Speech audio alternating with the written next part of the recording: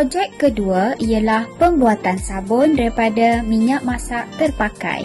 Secara umumnya, masalah pembuangan minyak masak terpakai ke dalam sinki, longkang atau tempat-tempat awam adalah merupakan masalah global. Pelepasan minyak masak terpakai ke dalam sinki dan longkang boleh menyebabkan saluran sinki dan longkang tercemar, kotor dan tersumbat. Maka, objektif utama bagi projek ini adalah untuk mengurangkan pembuangan minyak masak terpakai sekaligus mengelakkan pencemaran daripada berlaku. Antara bahan dan peralatan yang diperlukan untuk menghasilkan sabun ini ialah yang pertama, minyak masak terpakai iaitu sebanyak 500 gram.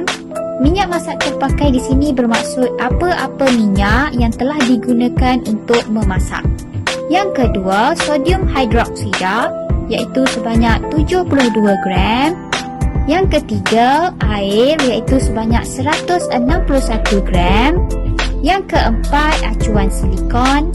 Yang kelima, penimbang. Yang keenam, pemukul telur. Yang ketujuh, bekas. Yang kelapan, sudu. Yang kesembilan, penapis.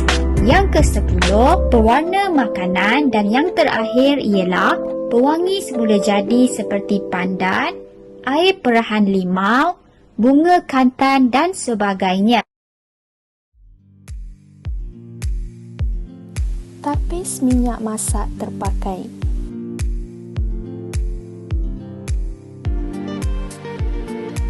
Kemudian, timbang semua bahan yang diperlukan.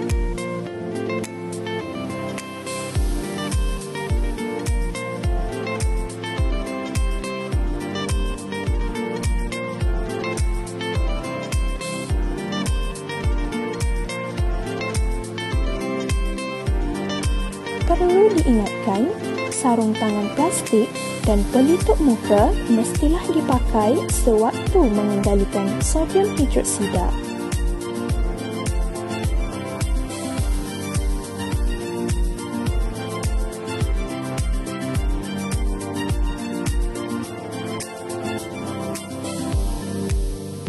Masukkan sodium hidroksida ke dalam air perlahan-lahan.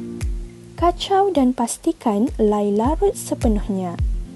Perlu diingatkan, sarung tangan plastik dan pelitup muka mestilah dipakai sewaktu mengendalikan sodium hidroksida.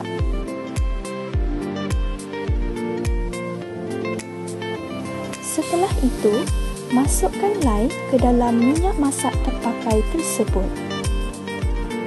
Kacau sehingga likat sedikit dengan menggunakan pemukul telur.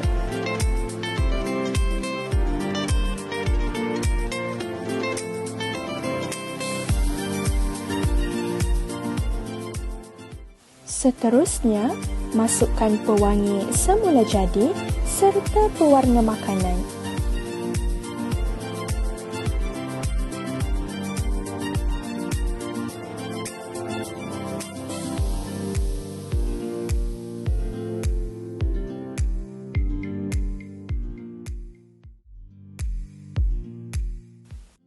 Kemudian, masukkan campuran sabun ke dalam acuan silikon.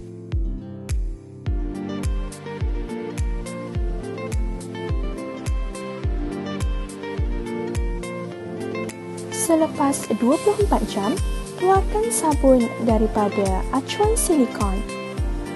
Biarkannya dalam suhu bilik selama 3 hingga 4 minggu. Terdapat 3 kriteria yang perlu diambil kira dalam menentukan keberhasilan produk akhir sabun, iaitu ketahanan, bau dan keadaan. Produk akhir sabun yang berjaya dihasilkan ialah di mana sabun tersebut keras, tidak mudah rapuh dan tidak mudah retak ketika digunakan, tidak mempunyai bau minyak terpakai dan berbuih apabila digunakan.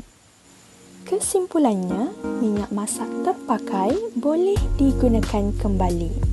Ia boleh digitar semula untuk menghasilkan suatu produk yang berguna seperti sabun. Pembuatan sabun daripada minyak masak terpakai ini boleh digunakan untuk mencuci pinggan mangkuk dan peralatan dapur yang lain serta membasuh pakaian. Namun, ia tidak digalakkan untuk digunakan sebagai sabun mandian.